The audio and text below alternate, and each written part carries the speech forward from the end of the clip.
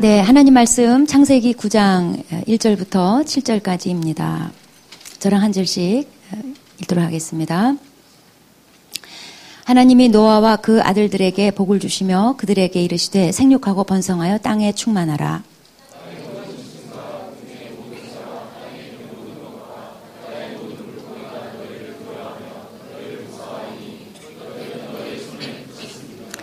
모든 산 동물은 너희의 먹을 것이 될지라 채소같이 내가 이것을 다 너희에게 주노라. 내가 반드시 너희의 피 곧 너희의 생명의 피를 찾으리니 짐승이면 그 짐승에게서 사람이나 사람의 형제면 그에게서 그의 생명을 찾으리라.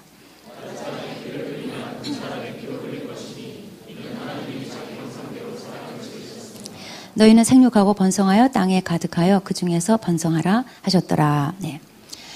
창세기 9장은 하나님이 노아와 언약을 세우시는 내용입니다. 이제 노아가 대홍수 심판 가운데 하나님 은혜로 구원받고 나서 하나님 앞에 제단을 쌓고 번제를 드렸어요. 그리고 하나님께서 그 번제를 향기롭게 받으시고 이제 노아하고 언약을 세우시는데 오늘 읽은 말씀은 그 언약의 서론 부분에 해당하는 얘기입니다. 1, 2절 보시면은 하나님이 노아와 그 아들들에게 복을 주시며 그들에게 이르시되 생육하고 번성하여 땅에 충만하라. 땅의 모든 짐승과 공중의 모든 새와 땅에 기는 모든 것과 바다의 모든 물고기가 너희를 두려워하며 너희를 무서워하리니 이것들은 너희 손에 붙였음이니라. 하나님이 세상을 창조하시고 나서 맨 첫 번째 사람 아담과 하와에게 내리신 복과 같은 내용이 여기 반복해서 나오고 있어요. 1절에 보시면 하나님이 노아와 그의 아들들에게 복을 주시며 생육하고 번성하고 땅에 충만하라 이렇게 말씀하셨어요. 이렇게 하나님 말씀하신 것 곧 약속이고 하나님께서 그렇게 해주시겠다는 뜻이에요. 자, 생육하고 번성하고 땅에 충만한 거 이게 하나님의 복이고 또 생육하고 번성하고 충만해지는 건 하나님이 복 주셔야 또 가능한 거예요. 근데 지금 주님께서 이걸 약속해 주고 있습니다. 사실 이 말씀은 지금 홍수로 모든 게 다 쓸려나가고 이 땅, 이 표면이 뒤죽박죽이고 아수라장이고 인류라고는 노아와 그의 가족 외에는 아무도 없는 그런 황량하기 짝이 없는 상황 속에서 이 시점에 하나님께서 이런 약속을 주셨다는 것은 굉장히 절실한 복이에요. 하나님이 꼭 필요한 말씀을 해주신 거예요. 그 다음에 2절은 하나님이 동물들에 대한 인간의 우월성 그리고 통치권을 약속하는 내용입니다. 인간이 타락하기 이전에 에덴에서는 인간이 모든 피조세계를 하나님을 대신해서 다스렸어요. 그리고 동물들에 대해서도 권위를 행사했어요. 이거는 힘으로 다스린 것이 아니라 하나님께 받은 영적 권위로 짐승들을 다스렸어요. 그냥 명령하면 그대로 따르도록 돼 있었어요. 그런데 아담과 하와가 범죄함으로 인해서 타락함으로 인해서 그 영적 권위를 상실하고 말았어요.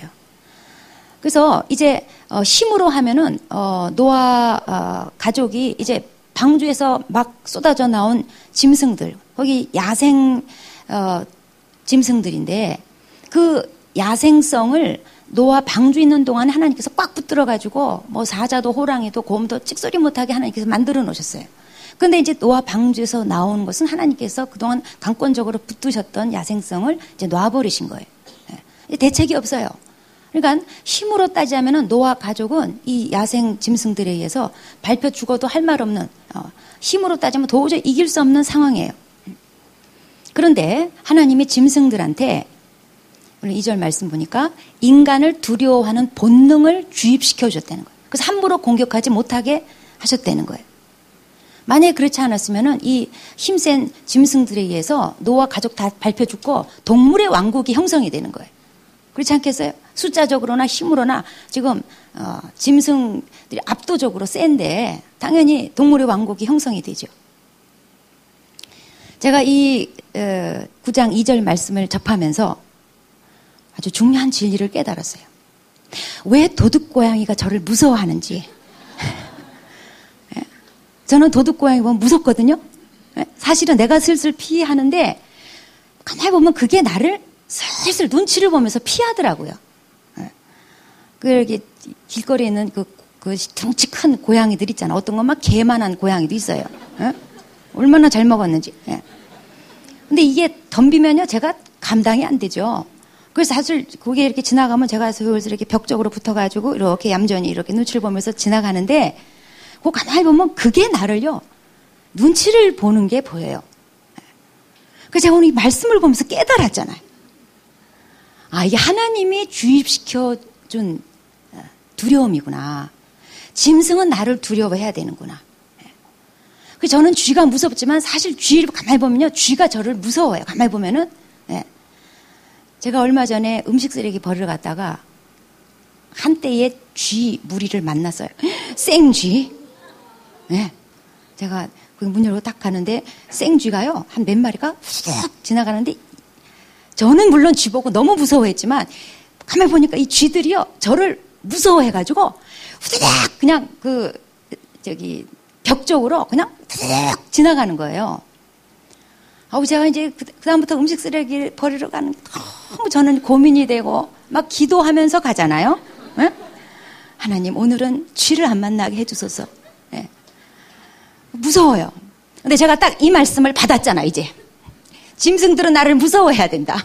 쥐는 나를 무서워해야 된다. 내가 쥐를 무서워할 게 아니라 짐승은 나를 무서워해야 된다. 쥐는 나를 무서워하도록 하나님이 그렇게 만들어 놓으셨다. 이 말씀을 딱 받았어요. 근데 정말 제가 믿음으로 받았는지는 또 한 번 쥐를 만나봐야 검증이 되는 거예요. 그때 내가 또 무서워하면 행함이 없는 믿음이에요. 죽은 믿음이에요.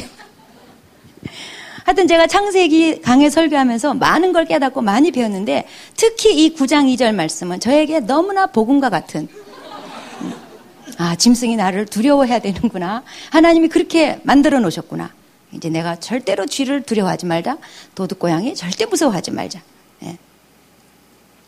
자, 3절 보시면, 모든 산 동물은 너희의 먹을 것이 될지라. 채소같이 내가 이것을 너희에게 다 주노라. 산 동물, 그러니까 죽은 것은 먹으면 안 돼요. 살아있는 것을 죽여서 먹으라는 거예요. 그래서 모세 율법에 보면 이게 성문화가 돼 있어요. 죽은 동물은 먹지 못하도록 율법으로 금하고 있어요. 이제 여기서 육식이 허용이 된 거예요. 본래 아담에게는 하나님이 채식만 허용하셨습니다. 그러니까 아담 타락 이후에 노아 홍수 전까지 사람들이 점점 이제 죄를 더 짓게 되고 점점 사람들이 포악해져서 그게 달했다가 노아 홍수 심판으로 다 이제 없어졌는데, 사람들이 점점 포악해졌기 때문에 아마도 분명히 노아 홍수 전에 육식한 사람들 분명히 있었을 거예요.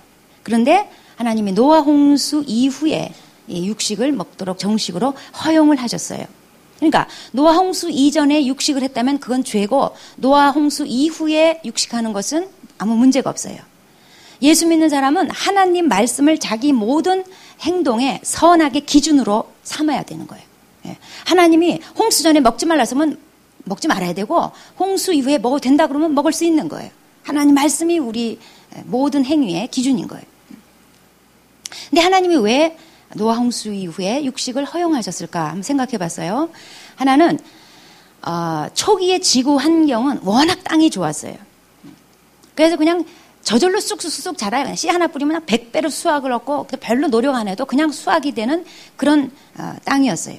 근데 타락 이후에는 땅이 저주를 받아가지고 제 기능을 이전처럼 발휘하지를 않는 거예요. 그러니까 농사 짓기가 힘들고 수확이 이전만큼 잘 되질 않는 거예요. 그 다음에 이제 인구는 점점 늘어가죠. 그래서 이제 채소 외에, 곡식 외에 육식의 보충 식량이 아마 필요했을 것 같고, 또 두 번째 이유는 에덴이라는 곳은 사실 피 흘릴 일이 없는 곳이었어요. 그러니까 짐승의 피를 흘려서까지 먹어서는 안 되는 그런 곳이었어요. 그런데 에덴에서 최초의 피 흘림, 이건 언제 일어났어요? 아담이 죄 짓고 나서 그 죄를, 아담이 죽어야 될 자리, 그 자리를 짐승이 대신해서 죽게 하심으로, 야, 죄는 이렇게 죽는 거야. 죄에 대한 처벌은 죽음이야를 하나님이 보여주시면서 아담의 죄를 대속해 주시는 용도로 짐승을 피 흘려 죽게 하셨어요. 그러니까 에덴 동산의 최초의 피 흘림은 아담의 죄 때문에 일어난 거였어요. 그래서 이제부터는 어차피 인간은 이제 타락한 이후에 계속 죄를 짓고 살기 때문에 그 죄사함용 희생제물이 계속 필요한 상황이에요. 어차피 피는 이제 계속 흘려야 돼요. 그렇기 때문에 이제 육식을 하도록 하나님께서 허용하신 거예요. 근데 4절에 보면은 그러나 고기를 그 생명되는 핏째 먹지 말 것이니라. 왜 피를 먹지 못하도록 하나님이 금하셨는가? 자, 피하고 생명은 불가분의 관계예요. 그래서 핏째로 먹는다는 것은 생명째로 먹는다는 것을 말하는 거예요. 이거 자꾸 피를 먹었어 하면은 피는 곧 생명인데 생명을 경시하는 풍조가 생기는 거예요. 그래서 하나님께서 생명의 가치와 존엄성을 일깨워 주기 위해서 핏째로 먹지 말아라 이렇게 금하셨고, 그 다음에 피는 구약의 제사에 있어서 속죄의 방편이었어요. 성물이었어요. 궁극적으로는 예수님의 보혈을 상징하는 거였어요. 그렇기 때문에 그 성물을 그냥 막 평상시에 이렇게 막 먹는 것은 성물을 성물답게 하지 못하는 거기 때문에 하나님께서 금하셨어요. 5절 내가 반드시 너희의 피 곧 너희의 생명의 피를 찾으리니 짐승이면 그 짐승에게서 사람이나 사람의 형제면 그에게서 그의 생명을 찾으리라. 자, 이것은 하나님이 피 흘린 죄 그러니까 살인죄에 대해서 반드시 보응하겠다는 말씀이세요. 그래서 짐승이 만약에 사람을 죽였으면 율법에 보면 그 짐승을 반드시 죽이도록 만들었어요. 그 다음에 사람이 사람을 죽였으면 살인자에 대한 심판권을 인간에게 주시겠다는 거예요. 즉 사형 제도는 성경적인 거예요. 이제 오늘날에 전 세계적으로 사형 제도에 대한 반론이 일어나서 사형을 점점 안 시키는 추세로 가고 우리나라도 지금 사형이 보류된 지가 좀 꽤 됐어요. 사형 언도는 내려도 실제로 집행된 지는 꽤 오래됐어요. 국제 수준에 맞추느라고. 그런데 엄밀히 말해서 사형은 성경적인 제도입니다. 살인자는 죽이라는 거예요. 자, 여기 보니까 지금 홍수 이후에 바뀐 것들이 몇 가지가 나와요. 우선 홍수 이후에는 수명이 짧아졌고요. 그 다음에 육식을 하게 됐고, 그 다음에 살인자의 경우에 홍수 이전의 경우에는 하나님의 그냥 묵인하심, 넘어가심이 있었어요. 가인의 예도 그랬고 라멕의 예도 그랬고 하나님 그냥 봐주셨어요. 특별히 거기 살인자에 대한 뭐 사형이나 이런 것이 언급되지는 않아요. 그런데 하나님께서 노아 홍수 이후에는 살인자는 죽여라 이렇게 분명하게 말씀하고 있어요. 왜 그러냐면 그 이유가 6절에 기록되어 있어요. 다른 사람의 피를 흘리면 그 사람의 피도 흘릴 것이니 이는 하나님이 자기 형상대로 사람을 지으셨음이니라. 다른 사람의 피를 흘리면 안 되는 이유, 그건 뭐냐면 그 사람이 바로 하나님의 형상대로 지어졌기 때문이라는 거예요. 그리고 이제 7절 너희는 생육하고 번성하여 땅에 가득하여 그 중에서 번성하라 하셨더라. 이렇게 이제 마치고 있습니다. 오늘 말씀 1절부터 7절까지 보면은 하나님이 원하시는 거 3가지가 나와요. 하나는 뭐냐면 하나님이 노아 홍수 심판으로 보여주신 것은 악인과 죄악이 관영할 때 하나님께서는 그거를 철저히 심판하신다는 것을 보여주셨는데 그 가운데 하나님의 은혜로 살아남은 노아와 그의 가족들에 대해서는 하나님이 뭘 약속하시냐면 생육하고 번성하고 땅에 충만해라를 약속하셨거든요. 이거는 뭐냐면 하나님께서 악에 대해서는 철저히 배척하시고 끊으시기 원하시는 반면에 하나님은 거룩한 씨는 생육하고 번성하고 땅에 충만하기를 원하신다는 거예요. 이것이 우리 교회가 부흥해야 되는 이유예요. 죄악이 아무리 관영해도 하나님의 거룩한 씨, 하나님의 말씀의 씨로 거듭나고 변화받은 또 그렇게 살려고 하는 하나님의 거룩한 백성들이 자꾸 늘어나야지 돼요. 생육하고 번성하고 땅에 충만해지는 것이 하나님의 복이고 하나님의 뜻이에요. 하나님 원하시는 바예요.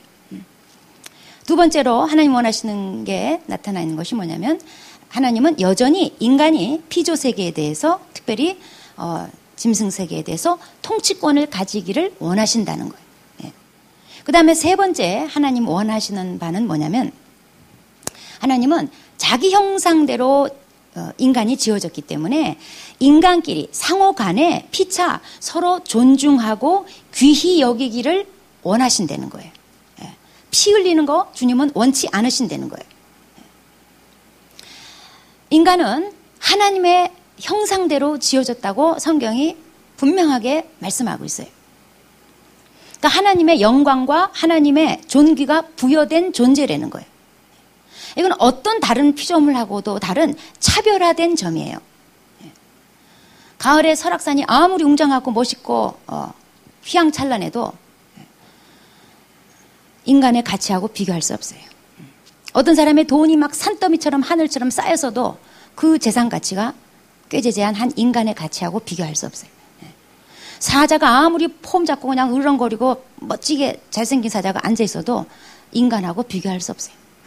꽃이 아무리 멋있고 아름답게 피어도 꽃보다 남자예요. 네.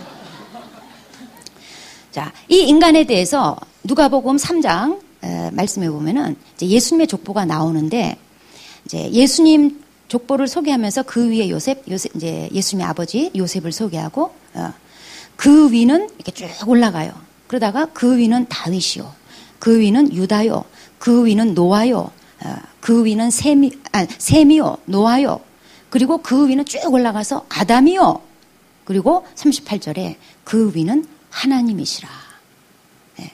그럼 우리는 여기서 이 족보에 어떻게 낄까요? 우리는 노아의 아들, 세 아들이 있는데 그 중에 셈의 후손이거든요.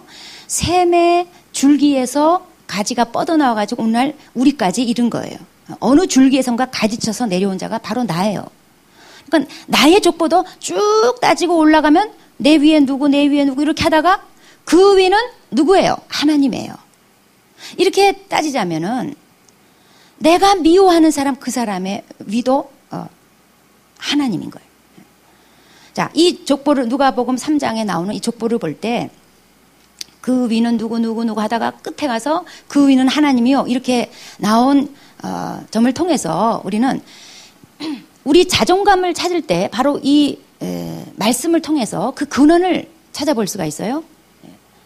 야, 내가 얼마나 귀한 자인지, 내가 하나님 출신이다, 내 위는 하나님이다. 이걸 통해서 내가 비록 지금 형편이 안 좋고 꾀재재해 보인다 할지라도 나는 근원이 하나님이다.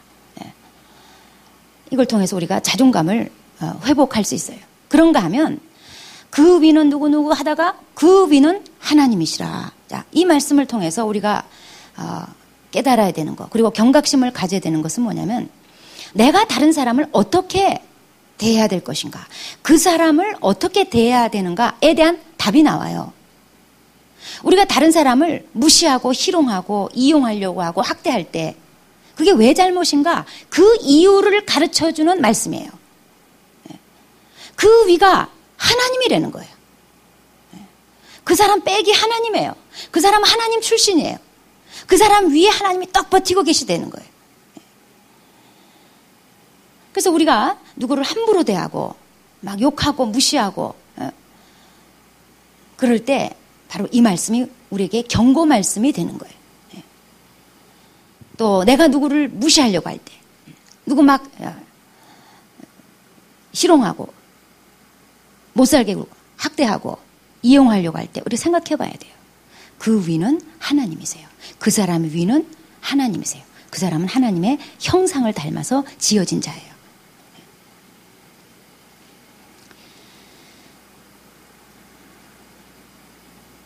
자, 다른 사람의 피를 흘리는 거, 죽이는 거, 이건 곧 하나님의 형상을 따라 지으심 받은 그 위에 하나님이 계신 그런 사람을 죽이는 거라고 이제 성경은 지금 우리에게 경고하고 있는 거예요. 자, 오늘 말씀에 형제를 죽이지 말라, 다른 사람의 피를 흘리지 말라, 이런 말씀 들으면 여기에 있는 모든 분들은 어깨에 딱 피고 나는 별로 이렇게 상관도 없는, 나는 뭐 그런 거 갖고 별로 갈등을 가져본 적이 없는, 죽여본 적도 없고 뭐 지금 내가 누구 특히 죽일 사람도 없어요. 그럼 나는 이 말씀과 상관이 없는, 나는 굉장히 자유로운 모처럼 성경 앞에서 내가 좀 어깨를 필 수 있는 그런 말씀일까? 그게 아니라는 걸 제가 증거하기 위해서 오늘 여기에 섰어요. 물론 다른 사람 피 흘리지 말라, 죽이지 말라, 이게 물리적인 살인도 물론 포함되지요. 그런데 성경은요, 살인이 물리적으로 누구를 죽여야만 살인이 아니라 다른 사람을 미워하는 게 살인이라는 거예요. 그게 두 번째 의미의 살인이라는 거예요. 요한일서 3장 15절에 그 형제를 미워하는 자마다 살인하는 자니. 누구를 미워하는 거, 그게 지금 내가 현재 살인하고 있다는 거예요. 살인자라는 거예요, 살인자. 성경이 이렇게 끔찍한 죄를 갖다 뒤집어 씌워요. 그럼 성경이 그렇다면 그런 거예요. 누구 밉다, 나 지금 살인하고 있다는 거예요. 자, 우선 미워하면 실제로 살인으로 종종 이어집니다. 사울 왕이 다윗을 너무 미워했어요. 결국 다윗을 죽이기로 작정을 하고 그냥 창 들고 그냥 쫓아다녔어요. 만사 제쳐놓고. 종종 민족 간에 또는 종족 간의 증오심 때문에 아주 대형 살상으로 이어지는 경우들이 있어요. 히틀러가 유대인을 600만 명이나 죽인 이유가 별거 아니에요. 유대인을 증오했어요. 유대 민족을 아주 그냥 미워했어요. 결국 죽이다 600만까지 간 거예요. 우리로 말할 것 같으면 사실 형벌이 두려워서 실행 안 할 뿐이지, 만약에 내가 누굴 죽였는데도 아무도 처벌하지 않는다, 그리고 완전 범죄로 끝난다, 만약에 이랬으면 벌써 여러 명 죽었어요. 여러 사람 죽였을 겁니다. 그리고 이런 식으로 된다면 내가 몇 명 죽이고 저 사람이 또 몇 명 죽이고 뭐 이런 식으로 죽여도 아무 문제가 되지 않는다면 지구에 지금 몇 사람 살아남지 않을 거고, 아마 여기 계신 여러분도 분명히 누군가의 손에 의해서 벌써 죽을 사람들이에요. 그리고 일단 일본 사람은 살아남지 못합니다. 한민족이 이거 감 냅두질 않아요. 벌써 우리 다 죽였어요. 예? 자, 미워하는 게 왜 살인이라고 성경은 말할까? 예. 자, 미움이라는 거는 내 마음으로 그 사람을 치는 거예요. 칼로 찌르는 거예요. 죽이려고 하는 거예요.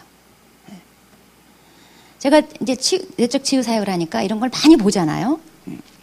그 하나님이 어떤 이런 환상으로 영상으로 자주 보여주셔요. 저는 너무 이 원리를 잘 알고 있어요. 제가 옛날에 아주 오래전에 어느 수련회 인도를 하게 됐는데, 그 시간 주제가 용서하라는 거였는데, 강의 다 끝나고 맨 앞줄에 얌전하게 이쁘장하게 앉아있던 한 자매가 강의 딱 끝나고 이제 제가 기도 시작하려고 하는데 갑자기 의자에서 떨어져 내려와가지고 바닥에 떼굴떼굴 막 그냥 배를 움켜쥐고 그냥 일로 떼굴떼굴 절로 떼굴떼굴 계속 떼굴떼굴 굴러 다니면서 굉장히 괴로워해가지고 제가 이제 그 자매 급한 것 같아가지고 제가 이제 손을 얹고 딱 기도를 해주려고 하는데 갑자기 장면이 바뀌어가지고 막 그 일본 사무라이 칼 같은 거죠. 시퍼런 칼. 그 칼이 그냥 쫙 보이면서 저도 모르게 제 입에서 튀어나온 말이 이 살인의 영아 떠나가라. 그러니까는 그 자매가 바로 그 얘기 듣자마자 나는 못해, 절대 못해, 죽여버릴 거야, 생긴 게요, 죽여버릴까요로 안 생겼어요. 근데 어떻게 그런 고운 자매한테서 그 말이 나오는지, 죽여버릴 거야, 막 그냥 고래고래 소리를 지르는데 깜짝 놀랐어요. 나중에 알고 봤더니 이제 새엄마 밑에 크면서 굉장히 많이 이제 괄세를 받고 학대를 받고 크면서 어렸을 때부터 가슴에 묻어둔 이게 뭐냐면, 나는 커서 반드시 엄마를 죽이고 말 거다. 새엄마를 반드시 내가 죽이고 말 거다. 이걸 묻어두고 컸어요. 그러니까 마음으로 늘 엄마를, 새엄마를 늘 몇 번이고 죽였어요. 현재도 죽이고 있어요. 그게 드러났던 거예요. 사실 다른 사람을 미워하지 말아라. 이건 너무 유치원생들한테나 해주는 초보 얘기 같지 않으세요? 그래서 아마 여기 계신 분들 중에 상당수가 저건 나 별로 무슨 또 교회까지 왔는데 또 미워하지 말고 사이좋게 지내라 그런 얘기를 할까? 원론적인 얘기 할까? 여보세요. 기초가 제일 중요한 거예요. 기본이 잘 된 게 제일 중요한 거예요. 예. 사실 미워하지 마라, 사이좋게 지내라, 이거는 우리 옛날에 동화책에서부터 보던 얘기예요. 예. 유치원 때도 배우던 얘기예요. 너무 기초기 때문에 사람들이 너무 무시해요. 너무 기초적인 거는 사실 너무 중요한 건데 사람들은 너무나 무시하고 사는 경향이 있습니다. 그리스도인들도 마찬가지예요. 다른 형제들을 미워하지 마라. 다른 사람들 미워하지 말라. 너무 기초적인 거잖아요. 유치원 때부터 들었던 교훈 아니에요. 그러니까 이런 게 별로 들어오질 않아요. 무시하고 살아요. 자기 마음속에 미움이 있는데 미움에 대한 처리를 하지 않고 그냥 넘어가요. 그러면서 고차원적인 것은 추구해요. 자기 영성이 개발되고 더 헌신적으로 살기 바라고 성경을 더 많이 알기 원하고 그런 건 추구해요. 이건 기본을 무시한 채 기술만 개발하려는, 마치 운전하는 사람이 신호등은 무시한 채 보험만 많이 들어놓는, 속도 내놓으면 기술만 배우는 뭐 그런 거나 비슷한 거예요.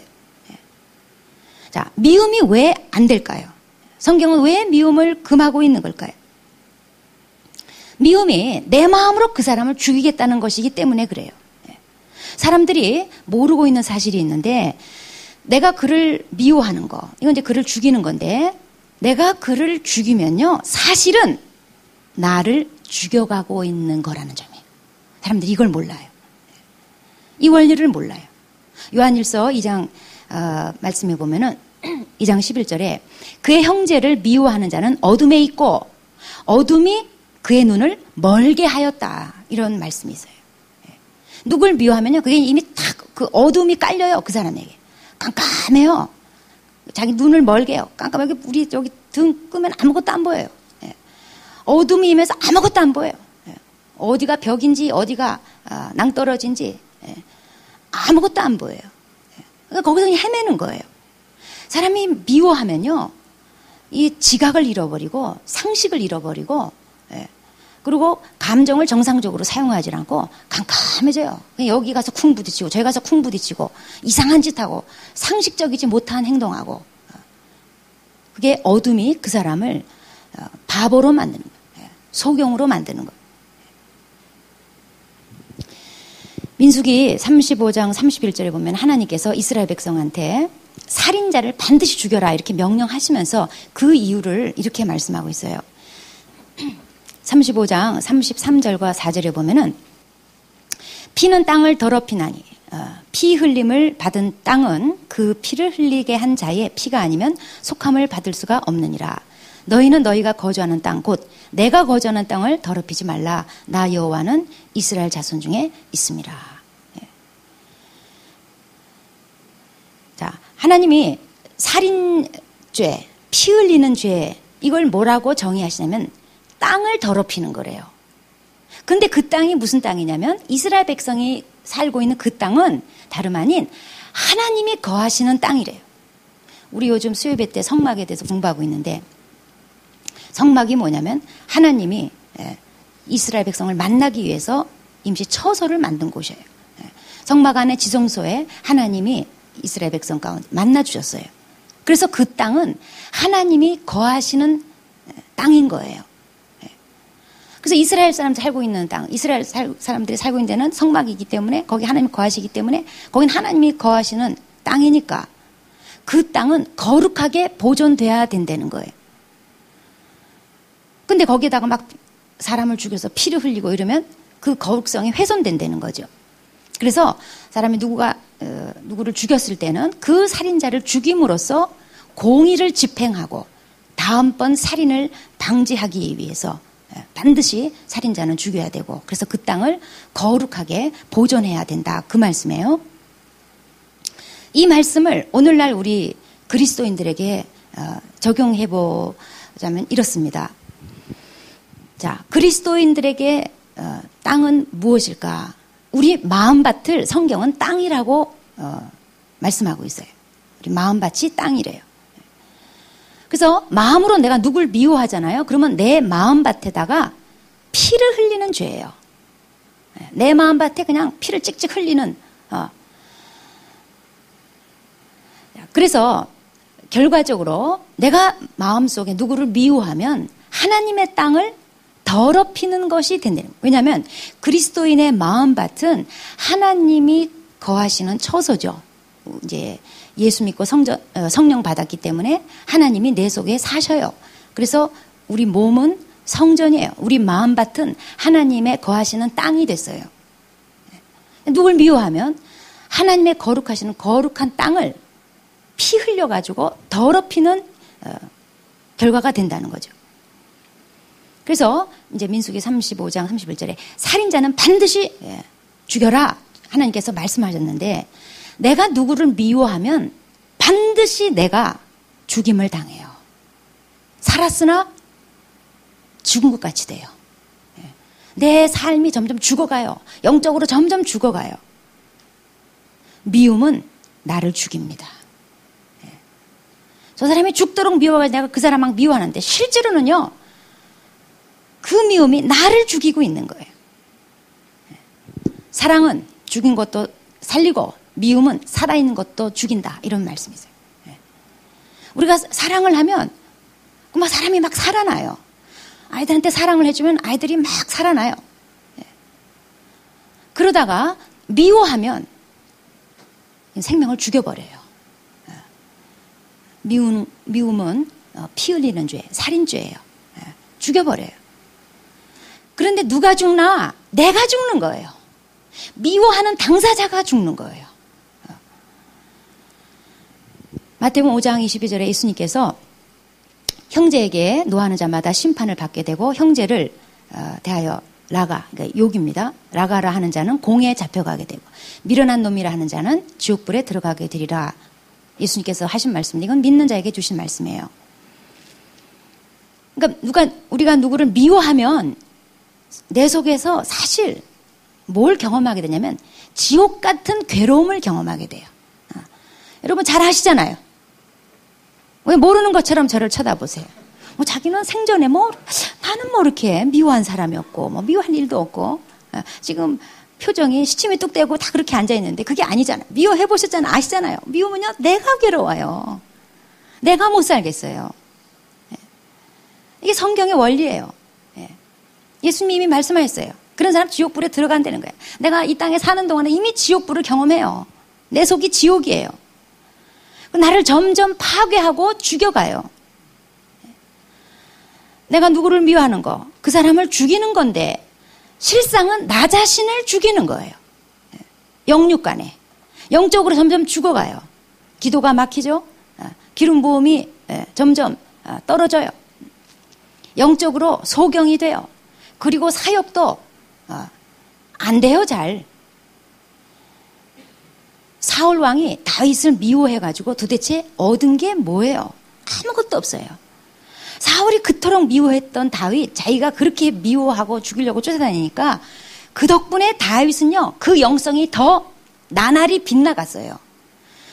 다윗이 안 되는 게 자기 소원인데 자기가 미워함으로 해서 다윗이 더 잘 됐어요. 차기 지도자로 준비 기간이 돼버렸어요.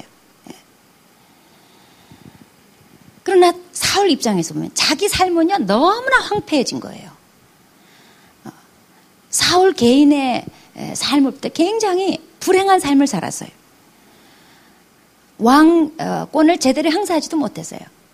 다윗 죽이느라고 혈안이 돼가지고 제대로 할 일도 못하고 그냥 일생 그렇게 허비해버렸어요. 누구 미워해가지고 내가 얻는 거 아무것도 없어요. 나만 죽어갈 뿐이에요. 영육간에 죽어갈 뿐이에요. 그래서 우리 마음을 잘 지켜야지 돼요. 잠언 4장 23절에 무릇 지킬 만한 것 중에 더욱 내 마음을 지키라. 생명의 근원이 이에서 납니다. 지킬 게 많은데 제일 첫 번째로 잘 지켜야 되는 게 우리 마음을 잘 지켜야 된다는 거예요. 마음밭을 잘 지켜야 된다는 거예요. 이걸 잘 지켜야 산다는 거예요. 마음을 잘못 지키면 죽는다는 거예요. 이게 살기도 하고 죽기도 하는 게 마음을 지키는 거에 달렸기 때문에 하여튼 마음을 잘 지켜라. 오늘 아까 언급한 민수기 35장 34절에 하나님이 이렇게 말씀하셨어요. 내가 거주하는 땅을 더럽히지 말아라. 주님께서 말씀하셨어요. 지금 예수 믿었다면 내 안에는 하나님이 거주하고 계세요. 성령으로 들어와 사세요. 그래서 하나님이 거주하시는 이 마음밭, 나의 마음밭, 나의 땅에 절대로 그 거룩성을 더럽히는 일이 있어서는 안 된다. 하여튼 그래서 좌우지간 내 마음밭에 나쁜 게 들어오지 않도록 하여튼 마음을 잘 지켜야지 돼. 근심 걱정 들어오지 못하게 하고, 두려움도 들어오지 못하게 하고, 시기 질투 들어오지 못하게 하고, 분노하는 거, 미워하는 거, 자관 이런 거 들어오지 못하게 내 마음밭을 잘 지켜야지 돼. 이게 살고 죽는 문제를 결정한다는 거예요. 내 마음밭을 하나님의 땅, 거룩한 땅, 성령이 거하시는 성전, 은으로 잘 인식하고 살아야지 돼요. 그렇지 않으면 나도 모르게 이것저것 그냥 아무 생각 없이 다 받아들여가지고 성령을 근심케 한단 말이에요. 에베소 4장 30절에 성령을 근심케 하지 말라고 그랬어요. 특히 이 미워하는 문제, 이건 하나님 땅에 피 흘리는 죄라고 오늘 성경 말씀하고 있어요. 그런데 하나님은 피 흘린 자, 그 사람의 피를 흘리게 하시겠다는 거예요. 오늘 읽은 본문의 5절 보면은요, 내가 반드시 너희의 피, 곧 너희의 생명의 피를 찾으리니, 이제 누구 딴 사람 피를 흘리면 반드시 네 피를 내가 찾겠다 말씀하시는데, 여기서 찾으리니 이 히브리어 원 뜻은 뭐냐면 추적한다는 뜻이에요. 대충 훑어보고 있으면 발견하고, 그게 아니고요, 아주 그냥 따라붙어가지고 끝까지 찾아내는, 추적해가지고 찾아내는 그런 의미예요. 우리가 다른 사람을 미워하면 피 흘린 죄에 대해서 하나님께서 철저히 추적해가지고 보응하신다는 얘기예요. 그래서 하여튼요, 우리는요, 마음밭을 잘 지켜야지 돼요. 내 마음밭에 절대로 나쁜 게 들어오지 못하도록 하는데, 특별히 미워하는 감정이 들어오지 못하도록. 미움은 지옥에서 파송된 선교사다, 이런 말이 있어요. 그 지옥에서 온 거 받아들이지 마세요. 선교사도 아무 선교사나 받아들이면 안 돼요. 그래서 지금 내 마음에 뭐가 들어와 있는지를 수시로 잘 찾아봐야지 돼요. 왜냐하면 하나님은 피 흘린 자, 다른 사람 미워한 자, 미워해서 지금 죽이고 있는 자를 추적해서 찾아내시겠다는 거거든요. 그러니까 나도 지금 내 마음에 뭐가 들어와 있는지 그런 추적하는 자세로 찾아내야지 돼요. 내 마음에 미움을 거절해야지 돼요. 그 사람을 용서하고 풀어줘야지 돼요. 이거는 아주 그냥 정말 가슴에 그냥 원한이 맺힐 정도의 큰 한 맺힌 인물도 포함되겠지만, 사실 우리가 매일 살아가면서 일상 속에서 소소히 부딪히는 사람 관계 속에서 들어오는 미움이 있어요. 남편이 믿고 자식이 믿고, 세상에 이게 가족이 미워할 관계예요? 그럼에도 불구하고 우리가 하는 게 미워요. 직장 가면 누가 믿고 자기가 믿고 막 밑에 사람 믿고 동료가 믿고 윗사람 믿고 뭐 사장이 믿고 뭐가 믿고 다 미워. 교회 오면은 목자가 믿고 목동이 믿고 목사가 믿고 누가 믿고 저 사람 믿고, 점심 또 밥 줄 서는데 또 새치기 하는 저 인간 믿고 다 그냥 미워요. 제가 이 말씀 준비하면서 저도 결심했어요. 주일 예배 때 늦는 목자 목동을 미워하지 않으리라. 미워하지 말아야지. 왜 그래요? 내가 살아남기 위해서 그래요. 미움은 독이에요. 사람이 독을 머금고 건강하기를 바랄 수 있겠어요? 독을 가득 지니고 오래 살기 바랄 수 있겠어요? 절대로 독은 머금고 있으면 안 돼요. 그래서 우리가 미움을 거부하고 살아야 되는데, 그래도 인간살이라는 게 어떻게 안 미워하고 살 수가 있어요? 미움은요, 살다 아침에도 들어오고 점심에도 들어오고 또 옛날 생각하면 그 사람이 또 믿고, 이게 자꾸 들어오는 거예요. 그러니까 미움이 딱 들어올 때 우리가 명심할 게 있어요. 하나님이 그 위에 계시니라. 그 사람은 하나님의 형상대로 지음받은 자예요. 함부로 손대면 안 돼요. 제가 옛날에 신학교 때 한국에서 알던 어떤 형제가 이제 거기 같이 와 있었어요. 근데 이 형제는 그 왜 시험 때 되면요, 그 족보라고 있죠. 그 옛날 시험 문제 뭐 나왔나 그런 거나 찾으러 다니고 아주 얍삽하기 짝이 없는 행동을 계속 보여서 참 제가 속으로 그냥 참 이거 국제망신이다. 예. 그리고 그냥 또 뭐 찬양할 때는 얼마나 홀리하게 하는지 내가 막 헷갈려요. 그래가지고 이제 한 번은 제가 채플 시간에 앉아서 이제 기도를 할 때 그 형제가 떠오르면서 속으로 막 화가 나는 거예요. 그냥 국제망신 다 시키고 하나님 나라 망신 다 시키고 전도사 망신 다 시키고 그냥 그러면서 제가 이제 화가 나가지고 그래가지고 무슨 전도사고 무슨 앞으로 또 목사를 하겠다는 것이며 막 이제 화가 나가지고 이제 하나님 그렇죠 그러는데요. 하나님 꽝 저를 때리시는 거예요. 나는 내가 그의 아버지 되기도 부끄러워하지 않는다. 넌 네가 왜 그러냐? 예. 하나님은 그런 자의 예.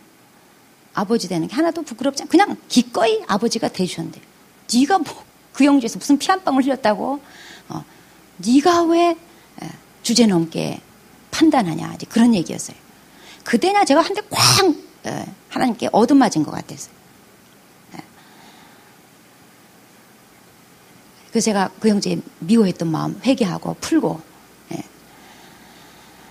제가 이제 내적 치유 사역하면서 미움이 그 사람을 얼마나 파괴하는지를 늘 보잖아요. 그래서 저는 이제 다른 사람의 체험을 통해서 제가 간접 체험을 많이 또 하기도 하고 그래서 이제 미움이라는 감정을 제가 이제 어떻게 다뤄야 되는지를 저도 배웠어요. 그러니까 절대로 내 안에 미움이 들어오지 못하도록 철저히 봉쇄하고 있으면 바로바로 뽑아내고 왜냐하면 그건 독이니까. 그래서 우리가 누가 싹 미워지려고 할 때 항상 기억할 것. 그 위에 하나님이 계시니라. 아무리 못난 사람, 아무리 악하고 나에게 못되게 구는 사람도 그 위에 하나님이 계시니라. 예. 그 다음에 우리 스스로에게 이렇게 물어봤으면 좋겠어요. 너 살인자 될래? 예. 미워하는 건 살인이에요. 예. 이미 또 내 속에 들어와 있는 미움이 있다면요. 이거는 종양이나 암세포처럼 생각해야지 돼요. 이제 우리 교회에서도 보면은 형제자매들이 참 나이 젊은데도 가끔 뭐 이 사람 종양 생기고 저 사람 암세포 생기고 뭐 이런 소식들이 들려와요. 그 발견되면요 즉시 저한테 연락 막 기도 부탁하고 막 즉시 제가 알게 돼요.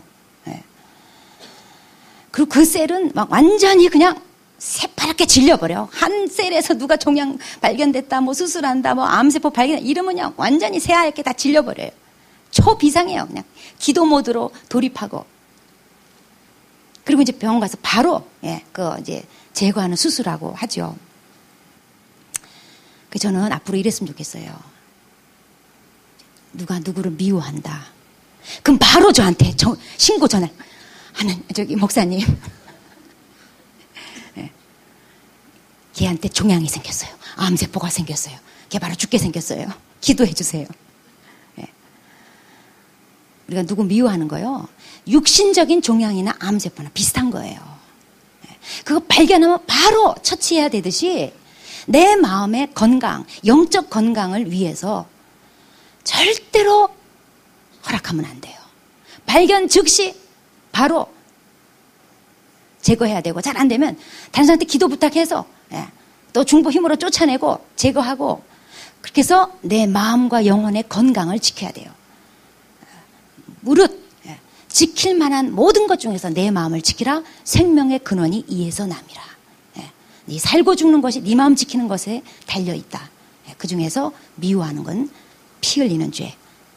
내 삶의 독, 내 마음 땅에 하나님의 거룩성을 훼손하는 살인죄. 항상 우리가 명심해서 그 위에 계신 하나님을 모독하거나 하나님을 간접 살인하는 죄를 짓지 말아야 되겠습니다. 아무도 미워하지 맙시다. 내 속에 요만큼이라도 불편하게 미워하는 감정 절대로 허락하지 마시고 바로바로 종양 제거하듯이 바로바로 제거하고 삽시다. 네, 기도하시겠습니다. 자, 우리 한번 생각해 봅시다. 지금 내 마음에 아주 미워하는 사람 또는 살짝 미운 사람, 제일 짚히는 사람 한 명을 한번 떠올려 봅시다. 그리고 그 위는 하나님이시니라. 이 말씀을 대입해 봅시다. 내가 미워하는 그 사람 위에 하나님이 계셔요. 그 사람의 근원은 하나님이에요. 그 사람은 하나님의 형상을 따라 지으심 받았어요. 하나님이 사랑을 가지고 창조한 자예요. 그 사람을 살인하는 것은 하나님에 대한 간접 살인입니다. 우리가 편하게 생각하는 가족들 미워하는 거 별로 문제 삼지 않고 대수롭게 여기지 않는데 사실 부부간에도 자식간에도 가족 친척간에도 또 교회에서 참 서로 위해주고 기도해주고 이런 관계임에도 불구하고 또 미워하고 인간이라 어쩔 수가 없어요. 자, 그 위는 하나님이세요. 그래서 한 명 떠올리고 자 우리가 말씀을 거기 선포합시다. 그 위는 하나님이시니라. 그리고 내가 그를 미워하는 건 다름 아닌 살인죄라는 것을 기억하시고 하나님 제가 용서하고 풀어줍니다. 미워하는 마음을 포기합니다. 내 안에서 미움을 예수 이름으로 제거합니다. 버립니다. 도와주십시오. 기도하시겠습니다.